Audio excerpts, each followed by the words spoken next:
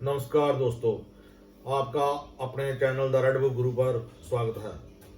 दोस्तों, जैसे कि लाल किताब में अनेक तरह के विषय चुने जाते हैं और वो विषय भी ऐसे हैं कि उसके ऊपर जितने भी यूट्यूबर हैं जो बना रहे हैं ना कि वो उनका कोई मनगढ़ंत विचार ज़्यादा रहते हैं। जैसे कि कोई ठिकाने का कोई विचार नहीं है, क्योंकि किताब लिखी गई थी बहुत देर पहले और कई चीज़ें उस समय में होंद में थी या कुछ नहीं थी, जो कुछ अभी हैं। कुछ निशानियां जैसे बुद्ध की लाल किताब में बुद्ध के बारे में नहीं मिलती हैं या शनि के बारे में नहीं मिलती हैं, जैसे पीपल घर के पास हो या कोई और कुआं हो। आजकल वो निशानियां मिलती नहीं हैं, इसलिए कुछ चीज़ों का हेर फेर हो गया समय के मुताबिक, और होता भी है। पहले घरों में नज़दीक कुएं होते थे, पानी कुएं से लाते थे। अब वो चीज़ें नहीं रही, फिर नलके आ गए, नलके के बाद अभी मोटर हैं, समर्सिबल, पता नहीं आगे क्या क्या है। इस तरह परिस्थितियां देश काल के साथ बदलती रहती हैं। और इसी तरह एक ना विषय बहुत गंभीर सा विषय है, यानी कि जितने भी लोग जो पढ़ते हैं वो या वो किताबों से लेते हैं, किसी की ओरिजिनल किताब तो शायद किसी के पास होती नहीं। रेड बुक की को वो उर्दू फारसी में लिखी गई थी, और अगर किसी ने उसका तर्जमा भी किया है तो वो तो अपने हिसाब से ही तर्जमा किया है उन्होंने।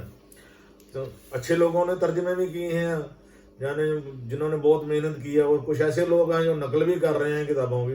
लेकिन है कि कई चीज़ें ठिकाने पर पहुंचती नहीं। जब कोई चीज़ ठिकाने पर नहीं पहुंचती, और जनता तो इन चीज़ों से अनभिज्ञ होती है, उनको तो ज्योतिष आता नहीं है। और आम जो धारणा है ज्योतिषी लोग उनको समझते हैं, जैसे कि जो व्याह पढ़ा रहे हैं या कर्मकांड कर रहे हैं, या कोई हर आदमी जिसका कोई काम नहीं चला, चलो वो ज्योतिष में आजमाने लगता है। इस तरह की परिस्थितियों से ज्योतिषी पैदा होते हैं। लेकिन ज्योतिष यानी कि ज्योतिष बृहस्पति और बुध की खोपड़ी से बनता है। यानी इनकी परिस्थितियां ऐसी हैं कि आदमी अपने प्रैक्टिकल एक्सपीरियंस से ही सीखता है। जैसे आप किसी कॉलेज में इंजीनियरिंग का दाखिला ले लेते हैं, या MBBS है या MD है या BMS है, ये 5-5 साल लोग लगाते हैं। बड़े बड़े अच्छे लेक्चरर होते हैं, 5-5 साल लगते हैं, और लाखों रुपए खर्च होने के बाद। और ज्योतिष के एक ऐसा विषय है, अब बाजार में 20 रुपए की 50 रुपए की किताब ली और आपने पढ़ना सुनना चालू किया और इसके ऊपर लेक्चर देने चालू कर दिए यूट्यूब के ऊपर। और यूट्यूब देखने वाले लोग कोई चुस्त चलाक नहीं होते, उनको भी चाहिए कि कोई सस्ता सा उपाय मिल जाए। इस तरह आज का जो विषय है वो है बुध का छल्ला। तो बुध के छल्ले के बारे में ना अनेक भ्रांतियां, और जो भी आदमी यूट्यूब पे जो बारे में बता रहा है वो समझता कि शायद मेरे से ज्यादा अक्लमंद कोई नहीं। यानी कहने का मतलब है कि मेरा अक्लमंद होना उतना बढ़िया नहीं है कि किसी का गरीब का फायदा हो जाए, वो ज्यादा बढ़िया बात है और उसका आशीर्वाद लगता है। अगर मेरी कही हुई कोई बात अगर किसी को दुखती है, या मेरा बताया उपाय किसी को नुकसान देता है, तो उसका मेरे ऊपर भी असर पड़ता है, वो मेरे को आशीर्वाद नहीं आता। यानी कहने का मतलब कि आप कोई भी अपना यूट्यूब का प्रोग्राम बनाए, कोई भी बनाए आप, मेरी सभी जोशियों से पीरा, मैं खुद भी इसके ऊपर उतरता हूँ कि आप पहले उसकी अच्छी तरह जान पहचान करें कि क्या मैं जो कह रहा हूँ जो ऐसा है। आप शायद बड़े बड़े लोग तो यही दावे करते आएंगे कि मैंने जो लाल किताब सीखी है वो तो रूपचंद जी के बड़े बड़े आदरणीय हैं, रूपचंद जी के जो कोई उनके बड़े बड़े शिष्य रहे हैं उनसे सीखी है। भाई हर आदमी अपने दिमाग के हिसाब से किसी चीज को ग्रहण करता है। जैसे कि मैं आपको उदाहरण दे देता हूँ कि जैसे जो गीता भगवान कृष्ण ने बताई है वो संजय ने अपनी बुद्धि से ग्रहण किया। आगे सुनने वाला धृतराष्ट्र है, धृतराष्ट्र ने पता नहीं अपनी बुद्धि के हिसाब से ग्रहण किया। ऐसी चीजें ग्रहण करने वाले की क्षमता के ऊपर डिपेंड करता है कि उसने चाहे किसी से भी सीखा अपनी बुद्धि से ही है। इस तरह ग्रंथ हमारे आगे आते आते आते आते कम होते गए। आज मैं बात कर रहा हूं, आज जो मैक्सिमम बात है मैं बात कर रहा हूं बुध का छल्ला। ये बुध का छल्ला के बारे में इतनी भ्रांतियां हैं कि आप सोच नहीं सकते। लेकिन लोग उपाय करे जा रहे हैं, किसी को फायदा होता नहीं होता। अगर नहीं फायदा हुआ तो दूसरा जोशी बदलिए, दूसरा तीसरा तीसरा चौथा, ऐसे ऐसे चलता है। जैसे किसी हकीम से फर्क नहीं पड़ा तो MBBS के पास MD, यानी ऐसी प्रकृति आम आदमी की होती है। लेकिन मैंने जो देखा कि बुध के छल्ले के बारे में बहुत भ्रांति है। अक्सर ये छल्ला बुध 12 में मंदा होता है, वो बृहस्पति को मारता है, राहु का वो घर है, इसलिए वहां पे अनेक ऐसी घटनाएं होती हैं, आदमी को बेचैनी सी हो जाती है। यानी उसकी नींद तक हराम हो जाती है। जैसे कि नागी लाल किताब में भी लिखा है, गई रात आदि वो क्यों रो रहा है, गई रात आदि वो क्यों रो रहा है, लिखा सब फरिश्ता उल्ट हो रहा है, बुद्ध भलाना पुरुष के 12 टेवा, बुरे ना स्त्री हो, 7 शनि गुरु हो, जब मिलता कुंड भरा बुद्ध अमृत हो।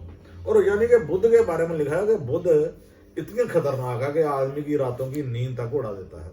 और अगर शनि का या बृहस्पति का साथ मिल जाए तो ये उत्तम हो जाता है। हालांकि बृहस्पति का साथ जब मिलेगा तो बृहस्पति मंदा हो जाएगा, यानी पिता बाबा को दमे की शिकायत हो जाएगी, आपसी मतभेद हो जाएंगे।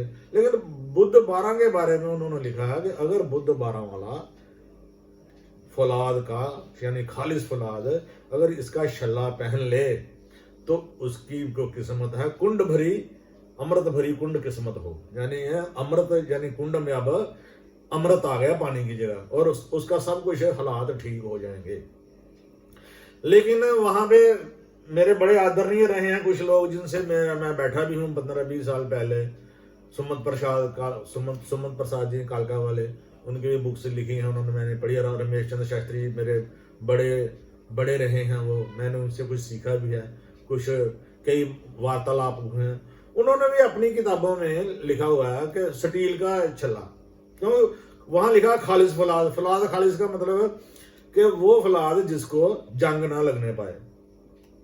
तो उन्होंने कहना चालू कर दिया कि स्टील को तो जंग लगता नहीं है। हालांकि किसी को ये नहीं पता कि जहाँ 1939 में ये किताब लिखी गई है, शल्ले जहां शल्ले की बात की गई है, उस समय शायद स्टील होंद में भी नहीं था।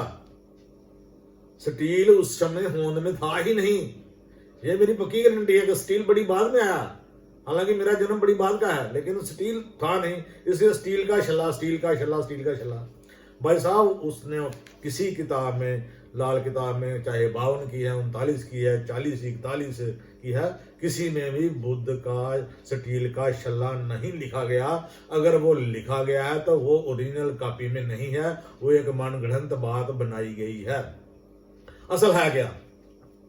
खालिस फौलाद, यानी वो फौलाद जिसको जंग ना लगना पाए। और फौलाद आप पता जानते हैं किसको कहते हैं? इन्होंने बना ली परफॉर्मेंस के स्टील लोहे से बनता है और उसको तो जंग लगता नहीं है, वो पॉलिश किया होता है। तो मैं तो इस चीज के बड़ा खिलाफ हूं। असल में जो फौलाद है, खालिस फौलाद जिसे कहते हैं हम, वो फौलाद है, यानी एक फौलाद की एक प्योरिटी होती है। कई बेरिंग बनते हैं, कई वाशल्ज बनती हैं, यानी वो उस तरह का फौलाद की बात की गई है। और फौलाद का मतलब है कि जिसको चुंबक लगे। अगर लोहा है, खालिस फौलाद है, अगर उसको चुंबक लगती है ना तो भाई साहब उसका छल्ला बनाना है आपने। और बिना जोड़ वाला, बिना जोड़ यानी कि जिसकी गुलाई मालूम ना हो, जिसका अंत मालूम ना हो। कई किसी भाई साहब ने बात की है, उन्होंने ये बात तो ठीक की है, यानी कि बुद्ध का दायरा, बुद्ध का जो गोल दायरा है उसकी कोई हैसियत या उसका अंत मालूम नहीं होता। और उस बुद्ध को शनि में डाल दिया गया, यानी कि शनि बुद्ध का जोड़ा बनाया गया। जब शनि बुद्ध का साथ हो जाएगा, मित्र ग्रह का साथ हो जाएगा, तो वो शनि एक दूसरे के मित्र हैं। जैसे सांप को कोई मारने जाएगा ना तो सांप दौड़ता हुआ बांबी में बढ़ जाता है, जिसे हम बांस बोलते हैं, क्योंकि वो उसकी सेफ्टी की जगह है, फिर उसको कोई कुछ नहीं कर सकता। इसीलिए बुद्ध जब मंदा हो तो शनि की मदद। और खालिस फौलाद वो कि जिसको चुंबक भी लगे और इसको जंग भी ना लगे। आप कोई छल्ला दुनिया भर का पहन लीजिए लोहे का, उसको जंग लगना है।